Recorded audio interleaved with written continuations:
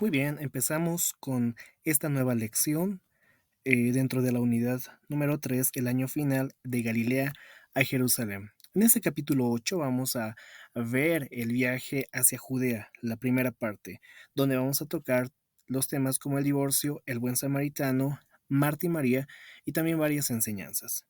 Las referencias bíblicas las podemos encontrar acá del capítulo número 8, tanto en el libro de Mateo, Marcos y Lucas. Respecto a esta lección número 23, el divorcio, que se encuentra en Mateo 19, 1 al 12 y Marcos 10, versículo 1 al 12. Jesús deja Galilea y se dirige a Jerusalén antes de su resurrección. Viajó por Judea y Perea, sanando a muchas personas y siendo seguido por una gran cantidad de gente, por multitudes.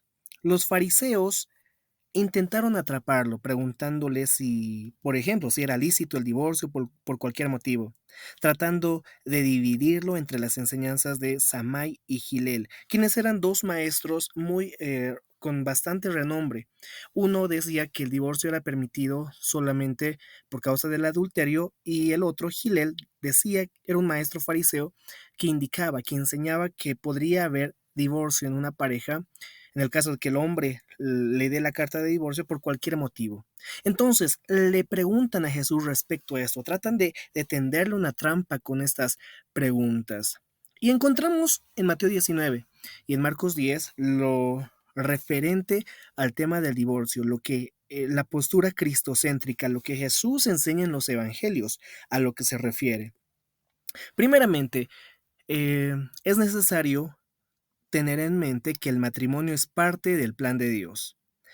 Respondiendo a esa consulta, esa pregunta que le hacían los fariseos, Jesús no escogió entre las dos enseñanzas de ambos, entre Simei y Gilel. Él volvió atrás hasta las enseñanzas del Creador, fue al antiguo pacto, al Antiguo Testamento. Consideraremos 6 partes en su respuesta. Primeramente, es menester entender que Dios creó a un hombre y a una mujer. Asimismo, como una segunda parte de la respuesta es que Dios dijo que el hombre debería dejar a su padre y a su madre cuando contrae matrimonio. Eso lo encontramos en Génesis 2:24 y en Mateo 19 del 4 al 5. Asimismo, Jesús indica, se menciona en su respuesta lo referente a que Dios dijo que el hombre debería unirse a su esposa. Aquí vemos cierto grado de unión física, emocional, sentimental, familiar, espiritual. Cuarta parte de esta respuesta. El plan de Dios fue desde un inicio que el matrimonio sea la unión entre un hombre y una mujer. No podemos considerar tal vez de ninguna forma dentro de la postura de los evangelios la unión entre personas del mismo sexo. La Biblia es bastante clara respecto a que la unión matrimonial es entre hombre y mujer. Así también, una quinta parte de esta respuesta encontramos que el plan de Dios fue que el matrimonio sea una unión física. Y como sexta parte de la respuesta de Jesús en referencia al divorcio, es que se menciona que el plan de Dios fue que el matrimonio dure por toda la vida. Ahora bien, el divorcio es el resultado cuando el corazón de la persona se endurece. ¿Cuáles son las causas? ¿Cuáles son los resultados y la cura para la dureza del corazón? El pecado es la causa de la dureza del corazón. Asimismo, hay por lo menos 3 resultados, 3 consecuencias, 3 aspectos dentro de un corazón duro o de una persona que está con un corazón bastante endurecido. Primero, un corazón endurecido vuelve a la persona en un juez, en alguien que juzga, que constantemente está juzgando, está dando sentencias a las personas, se comporta como un juez, dictamina lo que cree que es correcto e incorrecto. Segundo, un resultado otro resultado de un corazón bastante endurecido es que un corazón endurecido dice no a la suave voz de Dios. Dice no. El Señor habla a través de las escrituras, habla a través de la palabra, pero cuando una persona está con un corazón endurecido, el cual no quiere entender, no, dice no a lo que el Señor le dice, a lo que el Señor determina. No hace caso, no oye, no escucha la palabra y la voz de Dios. Y tercer resultado de un corazón duro. Un corazón endurecido es un corazón altivo. La altivez es un producto, un resultado de un corazón que está completamente endurecido. Dios puede sanar un corazón endurecido. Él nos enseña a oír, a escuchar la suave voz del Señor cuando andamos por el camino. Nuestro corazón endurecido debe aprender a oír y a rendirse a Dios. En tercer lugar, vemos que Dios permite el divorcio si el cónyuge no es sexualmente fiel al matrimonio. Mateo 19:9 dice: Y os digo que cualquiera que repudia a su mujer, salvo por causa de fornicación, y se casa con otra, adultera. Él permite el divorcio cuando el marido o la esposa ha sido infiel sexualmente, como también lo podemos ver en Mateo 5:32 y en el capítulo 19:9, que lo acabamos de leer. Los pecados sexuales constituyen el único motivo por el cual Dios permite el divorcio en la palabra, en los evangelios. Como en cuarto lugar, Dios debe dar gracia especial al que decide vivir una vida de soltero. Allí en el libro de Mateo habla respecto a las personas. Posteriormente a tratar el tema del divorcio, habla de las personas que viven en soltería. Jesús solo mencionó 3 grupos de hombres, de personas que no debían casarse, o sea, que no deciden casarse. Algunos nacen siendo eunucos. Hay personas que nacen con diferentes problemas biológicos desde nacimiento, el cual le genera a la persona la ausencia de querer contraer cierta unión con otra persona en matrimonio. También vemos que algunos en ese tiempo eran hechos eunucos por los hombres, lo cual dificultaba en aquel entonces el poder igual casarse con una mujer. Algunos también, menciona Jesús, que deciden, son los que escogen no casarse. También podemos ver esa referencia cuando Pablo menciona el don de continencia. En Lucas 10, 25, 37, esta nueva lección 24 en relación al buen samaritano, la mayor parte del contenido en el capítulo 8 al capítulo 10 del Evangelio de Lucas provienen de acá. Es decir, y voy a ir en contexto. Lucas era obviamente médico, él no era ni judío ni era apóstol como lo vemos en Colosenses 4:14, pero el Señor lo escoge para escribir 2 libros del Nuevo Testamento. Muchos se refieren al Evangelio de Lucas como el Evangelio para el pecador, aún más que Mateo y Marcos. Lucas enfatiza el amor del Salvador por los perdidos. Hay otros eruditos que también mencionan al Evangelio de Lucas como el Evangelio en los Evangelios. Como lo decía, el capítulo 8 y hasta el capítulo 10 de este texto que estamos llevando, la vida y las enseñanzas de Cristo, provienen en la mayor parte de acá del Evangelio de Lucas. Hay una gran cantidad de información, enseñanzas, parábolas, narraciones, historias, acontecimientos que no se mencionan de forma completa o de forma total en Marcos y en Mateo, pero sí en Lucas. Este es uno, por ejemplo. Lucas 10, 25 al 29. Nos da a entender lo siguiente. Primero, él quiso probar a Jesús. Él dijo: ¿haciendo qué cosa heredaré la vida eterna? Le pregunta una persona. Segundo, el maestro quiso justificarse a sí mismo, como lo vemos en Lucas 10:29. Jesús le dijo que amara al Señor de la misma manera que alguien ama a su prójimo, es decir, como a sí mismo. El maestro de la ley, la persona que le hizo la pregunta de qué cosa alguien puede hacer para heredar la vida eterna, no quiso seguir a Jesús. El propósito de ese maestro de la ley que le hizo esta pregunta, su propósito era probar a Jesús y justificarse a sí mismo, Por tanto, él le formuló la pregunta, ¿quién es mi prójimo? El maestro de la ley que le hizo estas preguntas un poco maliciosas al Señor Jesucristo, conocía las respuestas de alguna forma, pero para responder Jesús narra la historia del buen samaritano. Jesús relata la parábola del buen samaritano para explicar quién es nuestro prójimo, es decir, a quién debemos amar como nos amamos a nosotros mismos. Vemos aquí tres actitudes en relación a esta parábola, dentro de la parábola. Primero, la actitud de los ladrones. Dice, lo que es mío, lo que es tuyo es mío y te lo quito. La actitud de los ladrones era de hacer daño. No sentían empatía, no tenían conciencia del daño que estaban produciendo a una persona que están asaltando, que le están robando, que le están destrozando.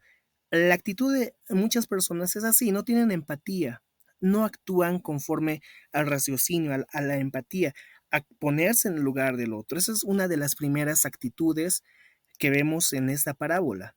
Una segunda actitud es la del sacerdote y del levita. Y el libro lo explica así, lo que es mío y me voy a quedar con ello. El sacerdote debería haber sido, viendo a una persona ahí herida, a alguien asaltado, robado, herido, desmayado, ahí en el suelo, en medio del camino, a causa de las acciones de los ladrones, el sacerdote que representa una autoridad religiosa, o el levita que representa una autoridad espiritual en la adoración, deberían haber ejercido lo que ellos predican, lo que ellos supuestamente hablan constantemente.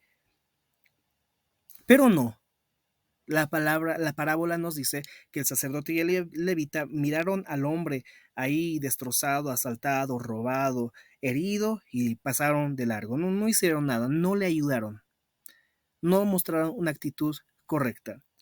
Y como tercera actitud que encontramos en la parábola es la del buen samaritano. Todos sabemos, como lo dije anteriormente, que los samaritanos no se llevaban bien con los judíos y los judíos no se llevaban bien con los samaritanos por diferentes razones. Pero aún así, este samaritano se atreve a ayudar al hombre ahí judío. Lo limpia, le ayuda, le lleva a un lugar a descansar, le da dinero, cura sus heridas, le ayuda. Eso es el prójimo. Esta parábola nos enseña tres lecciones. Primero, debemos intentar ayudar a los necesitados que están a nuestro alrededor. Segundo, debemos ayudar a cualquiera que tenga necesidad, sin importar credo, raza, color. Y tercero, debemos hacer algo para ayudar. No solo sentir compasión, y eso lo vemos en las cartas generales, en Santiago 2, 15, 16. El sacerdote y el levita tal vez sintieron pena, compasión por el hombre tirado en el suelo en su necesidad, pero no hicieron nada para ayudarle. Para seguir a Jesucristo debemos hacer más que simplemente sentir compasión, debemos demostrar compasión. La lección 25, Marta y María. Vemos aquí en el contexto histórico, estamos llegando a las enseñanzas y eventos de los últimos 6 meses de la vida terrenal de Jesucristo. Durante estos 6 últimos meses, él hizo varios viajes a Jerusalén. El relato, de María y Marta sucedió en uno de estos viajes de Jesús a Jerusalén. Jesús iba acercándose más y más a la cruz. Como lo dije, estamos a 6 meses de la muerte y resurrección de Jesús. Consideremos 3 verdades sobre este evento, los cuales se hallan solamente en el Evangelio de Lucas. Primero, en virtud a esta historia, a este acontecimiento de Marta y María, debemos apreciar. ¿Qué nos enseña esto? Que debemos apreciar las diferencias entre cristianos. Marta y María tenían los mismos padres, tenían los mismos papás, vivían en una misma casa, eran de una misma familia. Las hermanas Marta y María amaban a Jesús y lo seguían, pero ambas eran muy diferentes.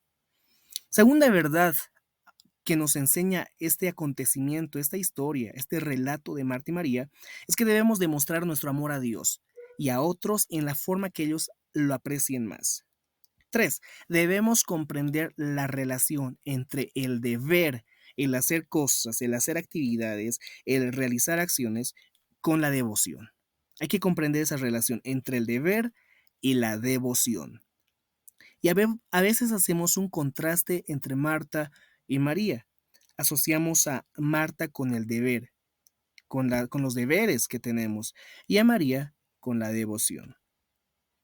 En la lección 26 encontramos varias enseñanzas, en Mateo 22 y en Lucas 14. Primeramente, las lecciones durante una cena. Eso está inserto en el libro, en el Evangelio de Mateo 22 y Lucas 14, como lo mencioné. En una cena, en una casa de un hombre adinerado, de un fariseo, en el día de reposo, en el Shabbat, los fariseos invitaron a un enfermo para tenderle una trampa a Jesús en el día de reposo. Invitan a Jesús a la cena, pero también traen a un hombre enfermo con el propósito de ridiculizar o tratar de hacer quedar mal a Jesucristo. Jesús pregunta al ver al enfermo si era lícito, si era permitido sanar en el día de reposo. En el día de reposo no se debería hacer mucho esfuerzo o trabajar. Nadie respondía. Como nadie respondía, no se obtuvo una respuesta a la pregunta de Jesús, nuestro Señor sanó al enfermo y les preguntó a los fariseos, a las personas que estaban en esa cena, les dijo, si ayudarían a sus asnos o a sus bueyes, si es que estos se caen dentro de un pozo en el día de reposo. Pues si es que lo sacan, están ejerciendo un trabajo y les da esas preguntas el Señor Jesús. Estaba muy enojado Jesús con los fariseos porque hicieron esa acción de traer a un enfermo para tratar de hacerle quedar mal a Jesús. Y les dio 3 lecciones adicionales después de esto. Lucas 14:7 dice, porque cualquiera que se enaltece será humillado, y el que se humilla será enaltecido. Una primera lección es que para subir, para escalar, para poder tener éxito, es necesario descender.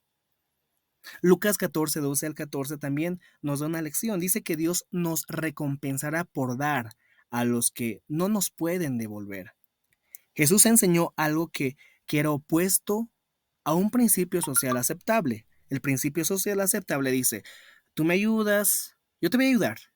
Pero Jesús dice que Dios recompensa a las personas que dan a otros sabiendo que esos otros no nos van a devolver.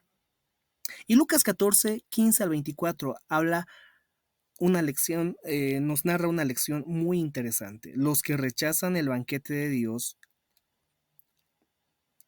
que Dios ofrece dan muchos pretextos. Hay mucha gente que rechaza la invitación del Señor y ponen pretextos únicos para poder rechazarlo. Conclusión, esta parábola era una advertencia para los judíos. Ellos se sentaban confiados en la fiesta, que era el día de reposo, pero ellos estaban de una manera intrínseca rechazando la invitación de Dios de entrar a su reino.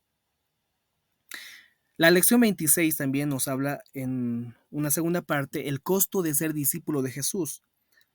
Como referencia está Lucas 14:25 al 35. Dentro del contexto histórico, muchas personas seguían a Jesús, pero con motivos muy equivocados, como esperar milagros, comida, alimento, poder político, etc. Jesús no alentó estos deseos, en cambio, les habló sobre el costo de ser sus discípulos. 4 aspectos clave a considerar sobre el ser discípulo de Jesús, sobre el costo de ser discípulo de Jesús. Primeramente, el verdadero creyente acepta a Jesús como Salvador y también como su Señor. Implica eso obedecerle.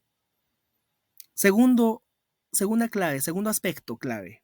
Nuestro amor para Dios debe elevarse sobre todos los otros amores, es decir, poner a Dios en primer lugar. Así como una montaña se eleva sobre los montes, de igual forma, por sobre todo, el Señor tiene que estar en primer lugar. Tercer aspecto, llevar una cruz y seguir a Jesús significa negar nuestros deseos egoístas. Y el cuarto aspecto es, antes de decidir seguir a Jesús, la persona debe conocer el costo. La conclusión, Jesús usó una última ilustración para concluir sus enseñanzas sobre el discipulado. La sal sin sabor no sirve de nada. De igual forma, seguir a Cristo significa ser diferente a los del mundo. Así concluimos esta clase. Muchas gracias por su atención.